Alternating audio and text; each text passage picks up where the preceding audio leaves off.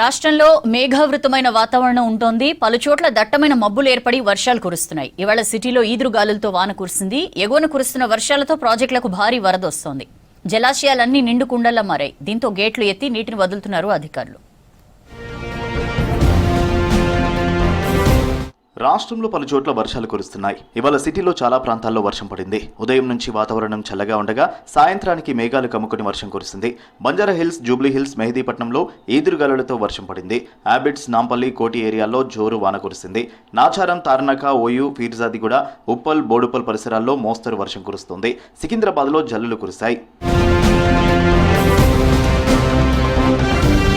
City శివారులోనూ వర్షం పడింది. కుత్బుల్లాపూర్, దుండిగల్, గండిమైసమ్మ, మల్లంపేట్, సూరారం, సుచిత్ర, జీడిమెట్ల సహా చాలా ప్రాంతాల్లో వాన పడింది. శేరలింగంపల్లిలోని పలు ప్రాంతాల్లో తేలికపాటి వర్షం కురిసింది. గచ్చిబౌలి, మాదాపూర్, చందానగర్లో దట్టమైన మేఘాలు కమ్ముకుని వర్షం కురిసింది. ఎగువన కురుస్తున్న భారీ వర్షాలతో ప్రాజెక్టులకు వరద కొనసాగుతోంది. నాగార్జున సాగర్ కు వరద పోటెత్తుతుంది. 2,82,000 క్యూసెక్కులకు పైగా వరద వస్తోంది. దీంతో ప్రాజెక్టు మొత్తం 26 గేట్ల ద్వారా నీటిని విడుదల చేస్తున్నారు అధికారులు. 3,11,000 క్యూసెక్కుల నీటిని రిలీజ్ చేస్తున్నారు. ప్రాజెక్టు పూర్తి స్థాయి నీటి మట్టం 590 అడుగులకు, ప్రస్తుతం 586 అడుగుల నీళ్లున్నాయి. నీటి నిల్వ సామర్థ్యం 312 టీఎంసీలకు 300 టీఎంసీల నీరుంది.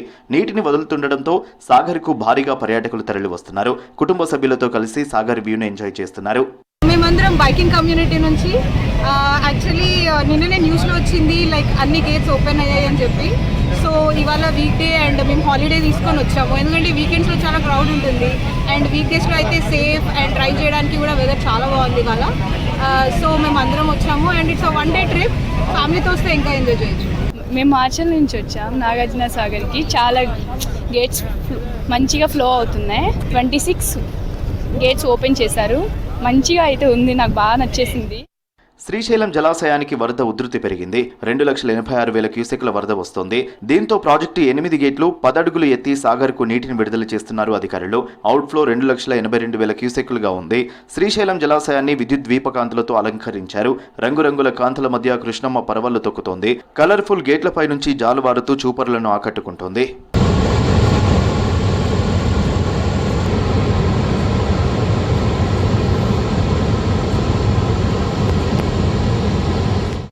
సూర్యాపేట జిల్లాలోని పులిచింతల ప్రాజెక్టుకు వరద ప్రవాహం కొనసాగుతోంది. ఇన్ఫ్లో 3 లక్షల క్యూసెక్కులుగా ఉంది. ప్రాజెక్టు 10 గేట్లు 3 అడుగుల మేర ఎత్తి 2,54,000 క్యూసెక్కుల నీటిని దిగువకు విడుదల చేస్తున్నారు అధికారులు.